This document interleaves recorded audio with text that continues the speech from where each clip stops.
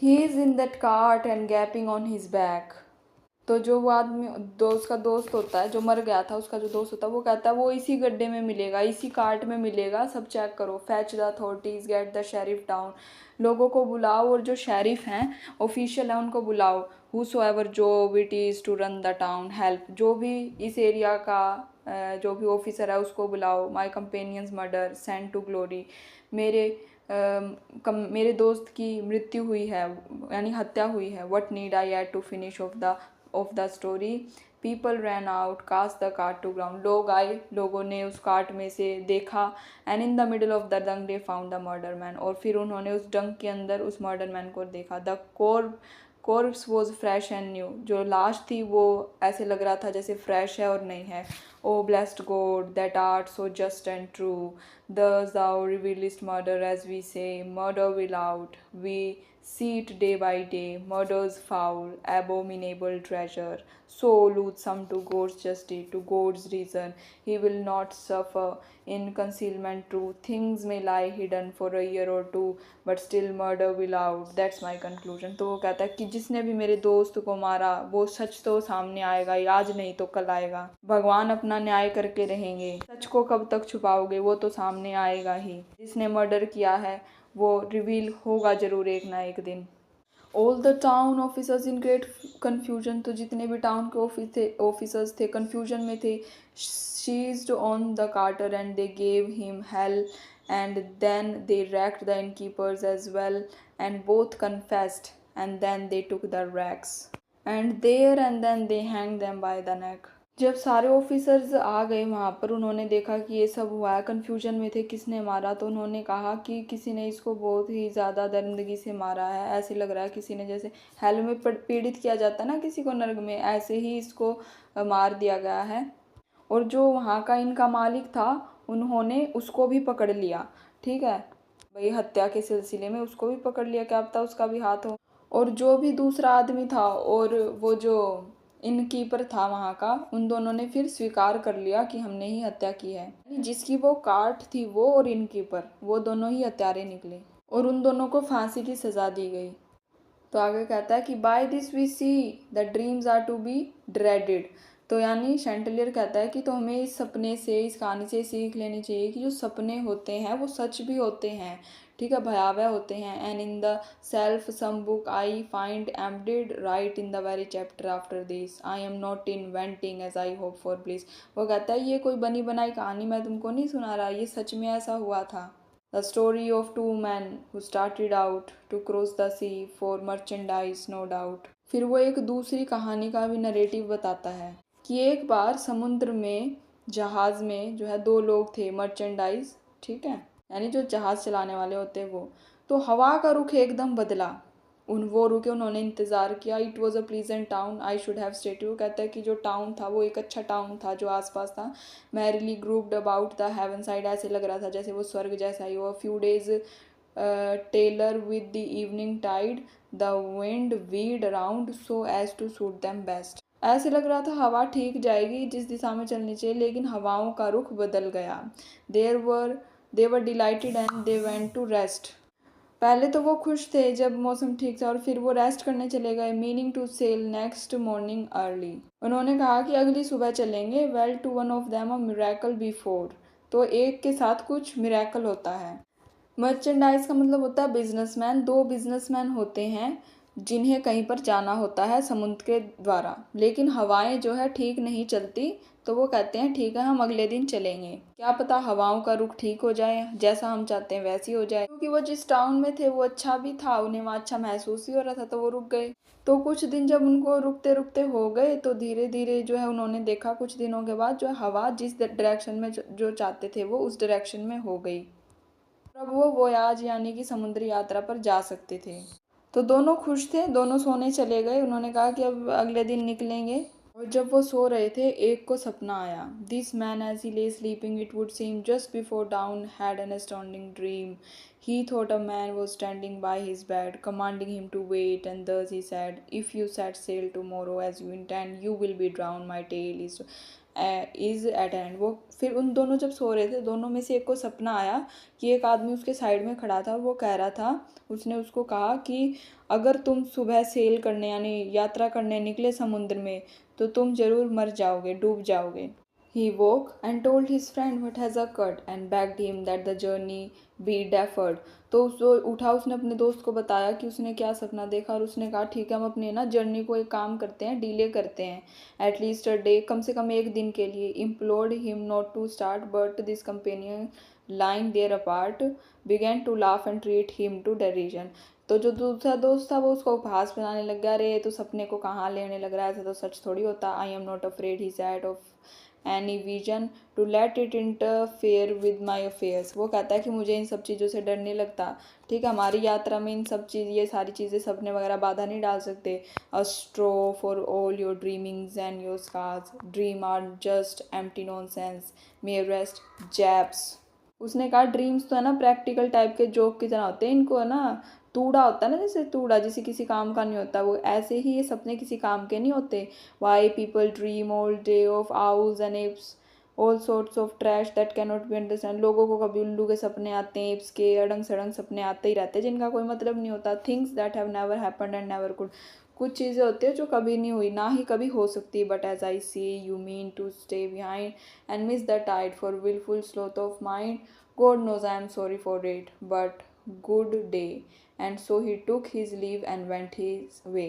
वो कहता है मैं तो ये नहीं मानूंगा, वो कहता है मैं तो जाऊंगा ही कल।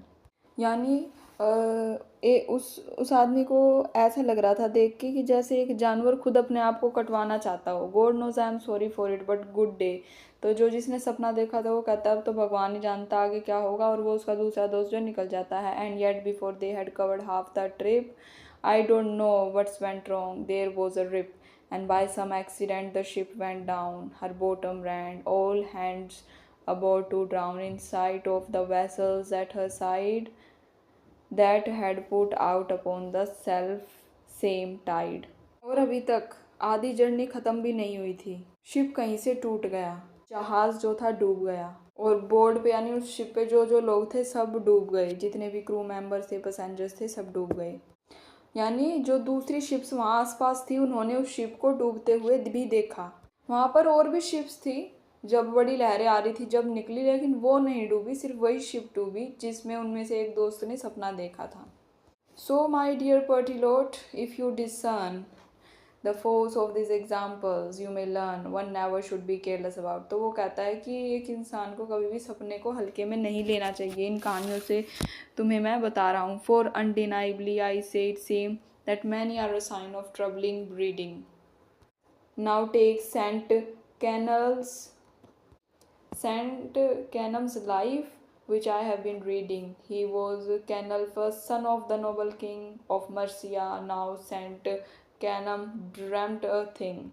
तो जो शैंटलियर वो कहता है कि ड्रीम्स जो होते हैं हमारे लिए ट्रबलसम हो सकते हैं, हमारे लिए बाधाएं हो सकते हैं, उन पर हमको ध्यान देना चाहिए। फिर जो स्पीकर होता है वो हमको और एग्जाम्पल देता है। सेंट कैनेलम का उसको एग्जाम्पल देता है। जो सेंट कैनेलम था वो कैनलफस का राजा था, जो कैनलफ्लस का बेटा था। कैनलफ्लस जो है मर्सिया का राजा था। तो स्पीकर कहता है कि जो कैनेलम था उसने खुद अपने मर्डर का सपना देखा था। सपने में उसने देखा कि उसकी किसी ने हत्या कर दी। तो जो उसने अपनी नर्स को ये सारी चीज़ें बताई, तो उसने इसके सपने को जो है तोड़ा मरोड़ा और एनालाइज किया कि तुम्हें बचकर रहना चाहिए, तुम्हारे हो सकता है तुम पर कोई खतरा हो सकता है तुम्हें कोई धोखा देने वाला हो।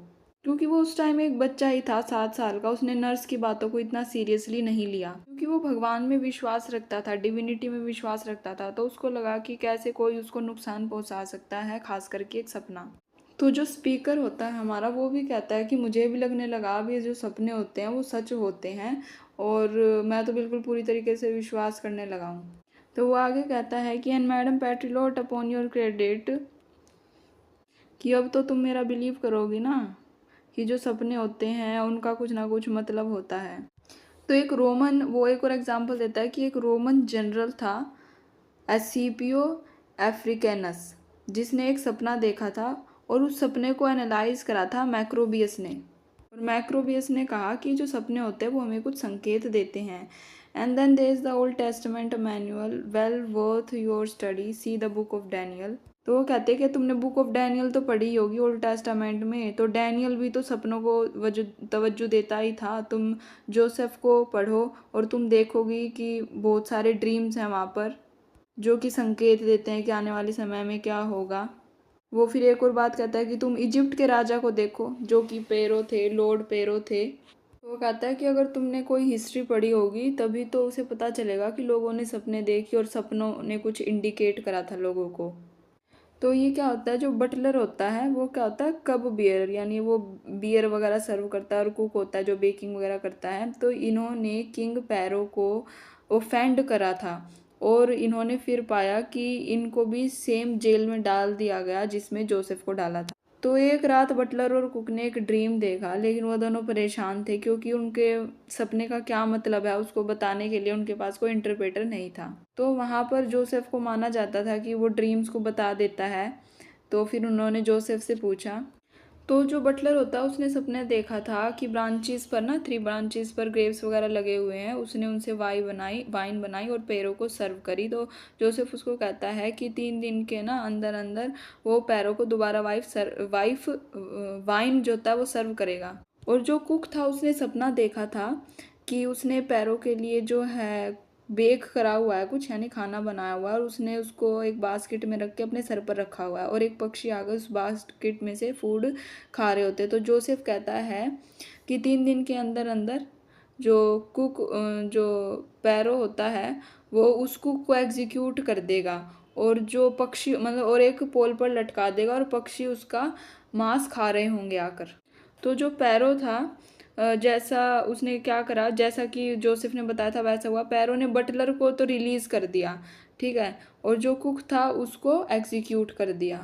फिर आगे what about Croesus to the Lydian king. So Lydia का किंग था क्रोइसस, उसका दोबारा एक रेफरेंस दिया जाता है, who dreamed that he was sitting on a tree, जो कि एक पेड़ पर बैठा हुआ था। मीनिंग ही बी हैंग, जिसका मतलब निकला कि उसको लटका दिया जाएगा। ही हैड टू बी, और ऐसा ही हुआ।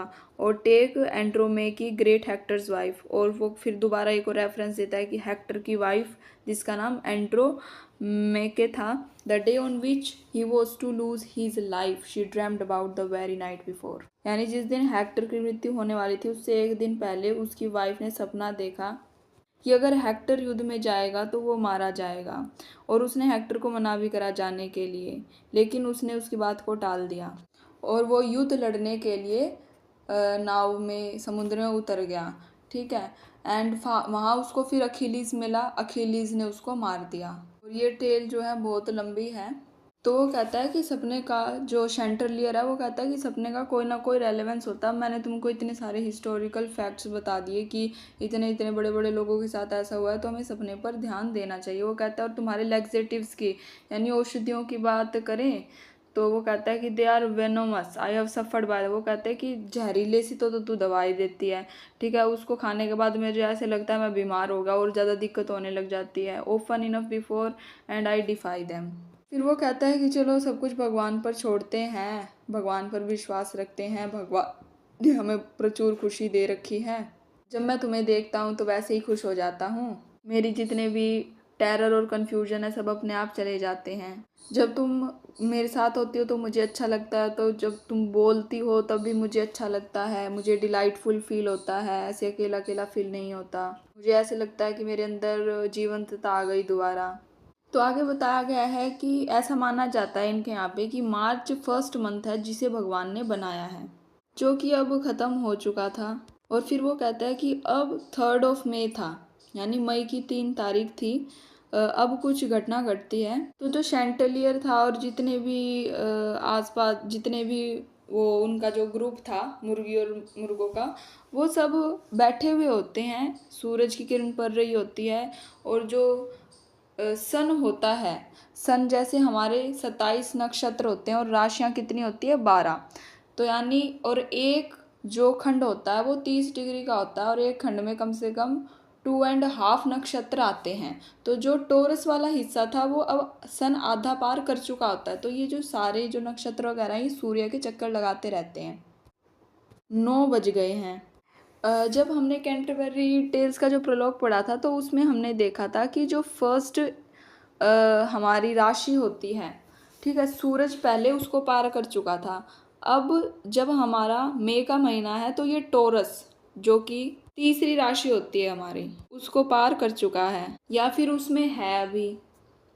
तो शैंटिलियर जो होता है वो पेट्रिलोट से कहता है कि देखो नेचर कितना अच्छा हो गया है, पक्षी चहचहाने लग रहे हैं, फ्लावर्स खिल गए हैं। तो सब खुश थे, लेकिन अचानक कुछ होता है। जो शैंटिलियर था वो खुश था, हंस रहा था, बट एक ही मोमेंट में, but in that moment fate let fly her shaft, even the latter end of joy is woe, यानी खुशी आई है तो दुख भी आएगा। तो ऐसे ही अब वो खुश थे तो अब दुख आने यानी परेशानी आने ही वाली थी। God knows that worldly joy is swift to go, भगवान ही जानते हैं कब खुशी चली जाए और कब गम आ जाए।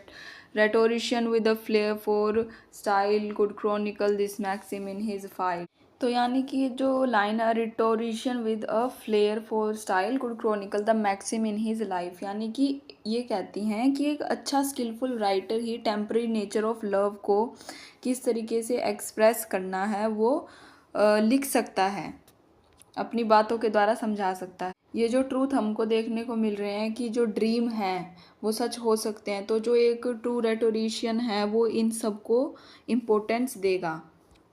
कि जो इंटेलिजेंट इंसान होगा वो तो इन चीज़ों पर फोकस करेगा ही। इतने सारे एग्जाम्पल जो इन्होंने दिए हैं सपने के, तो एक जो समझदार इंसान होगा वो सपनों पर फोकस करेगा। और जो स्पीकर होता है वो कहता है कि जो मैं स्टोरी सुना रहा हूँ ये मैं झूठ नहीं सुना रहा, मतलब मैं प्रॉमिस करता हूँ कि मैं ये एक्यूरेसी के साथ सुना रहा हूँ, यानी कि जो भी ये नन प्रीस्ट टेल सुना रहा है वो ऐसे कह रहा है। तो एक सर लैंसिलोट ड्यूलेक होते हैं। ये कौन होते हैं? ये अर्थुरियन लेजेंड होते हैं जिनको ब्रेवरी और नोबिलिटी के साथ एसोसिएट किया जाता है। ये एक नाइट होते हैं यानी लड़ाका होते हैं। ये जो सर लैंसिलोट दे लेक हैं इनके बारे में ये बताया गया है, मतलब ये वुमेन को रिस्पेक्ट करते थे, उनको हाई एस्टीम में रखते थे। तो इनके जो किंग थे, ये एक नाइट थे यानी लड़ाके थे, ये इनके जो राजा थे जिसके अंडर ये काम करते थे उनकी वाइफ थी।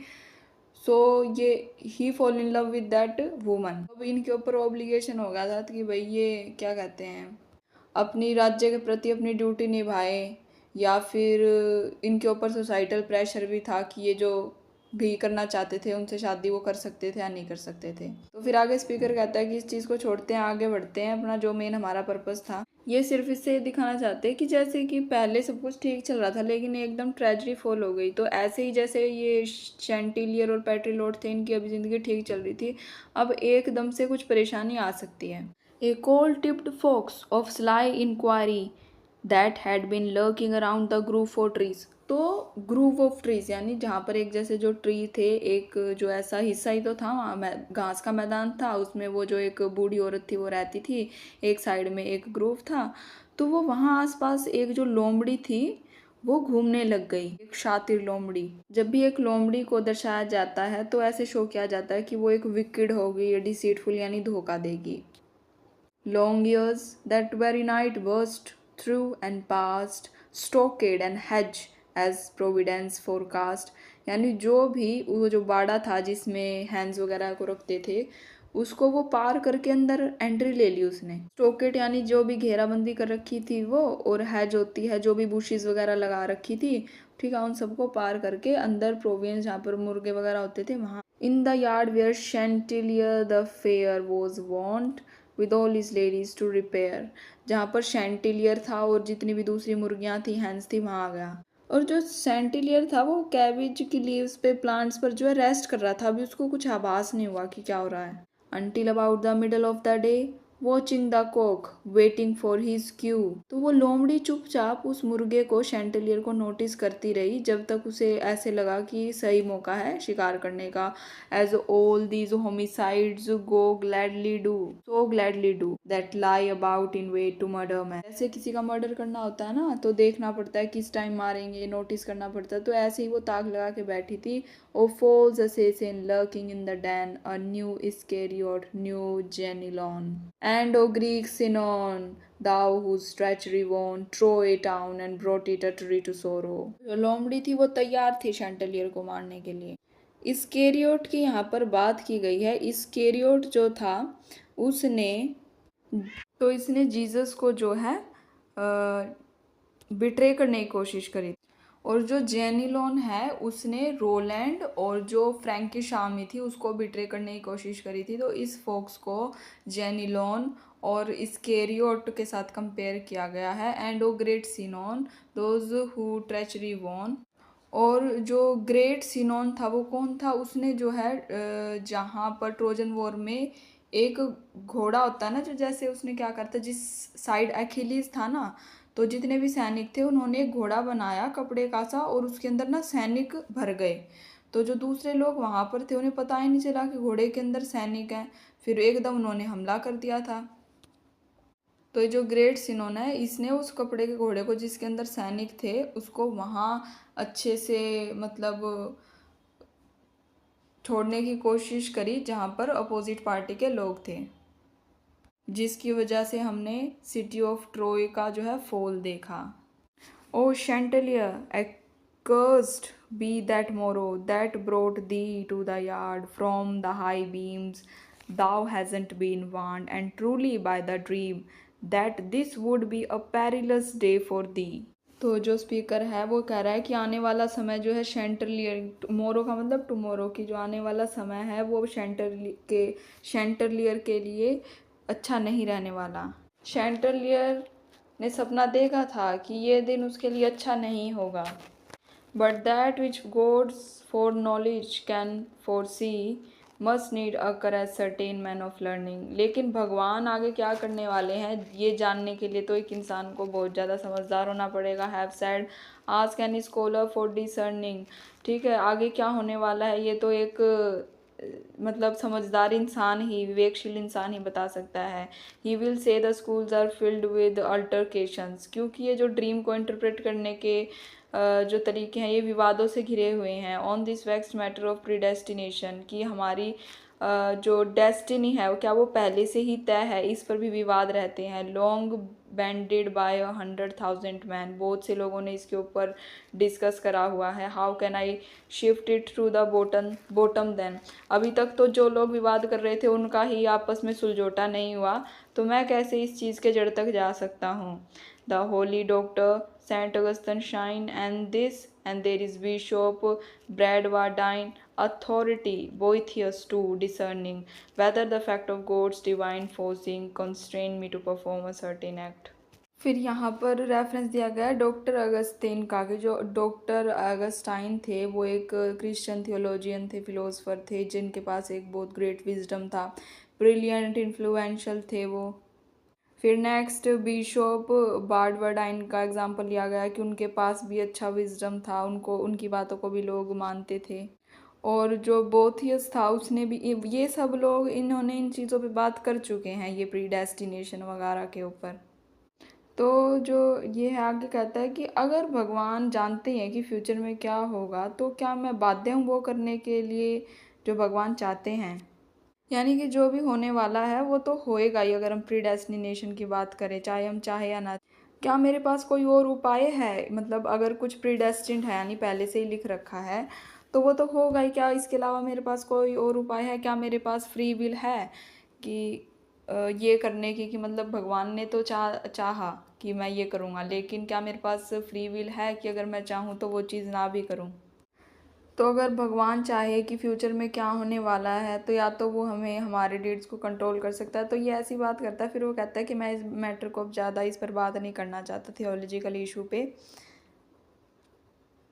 तो फिर जो स्पीकर वो कहता है कि मेरी तो जो स्टोरी है वो एक कोक मुर्गे और जो आसपास खड़बड़ाहट होने लग रही है उसको लेकर है। To walk about his yard on the precise morning after the dream of which I told of women council is so often called। तो यहाँ बताया गया है कि अगर कोई वुमन एडवाइस करती है तो वो एडवाइस जो है बहुत ज़्यादा खतरनाक साबित हो सकती है, क्योंकि इसकी वाइफ ने एडवाइस करा था ना कि अपने सपने पे ध्यान मत दे भाई। अब women's council brought us first to, यानी जो वुमेन की एडवाइस होती है वही हमारे लिए सबसे पहले परेशानी खड़ी करती है। Made Adam out of paradise to go women की एडवाइस की वजह से ही, क्योंकि वुमेन ने एडवाइस करा था ना कि भाई एप्पल खा ले, एप्पल खा ले, तो उसी की वजह से एडम को पैराडाइज से निकाल दिया, where he had been so merry, जहाँ पर वो खुश था। But for I know not whom it may displease if I suggest that women are to blame, pass over that, I only speak in game। लेकिन अगर किसी को बुरा लगे अगर मैं वुमेन के बारे में ऐसे कह रहा हूँ तो इसे सिर्फ एक गेम ही समझना, मजाक ही समझना। Read the authorities to know about what has been said of women, you will find out. ठीक है, अगर मेरी बात से तुमको दिक्कत हो तो जो हिस्ट्री में पहले वुमेन्स के बारे में कहा गया उनको पढ़ लेना, उन्होंने भी ऐसा ही कहा था। There are the cock's words and not mind. ठीक है, क्योंकि वो ये सारी बातें जो है वो मुर्गा कह रहा है, मैं थोड़ी कह रहा हूँ वुमेन के बारे में। I am giving I think no harm of any women living. मैं किसी भी वुमेन का कोई भी हार्म, कोई भी उनको दुख नहीं पहुँचाना चाहता। Merrily in her dust bath in the sand lay Patrilotte, her sister were at hand, basking in sunlight, chandelier sang free।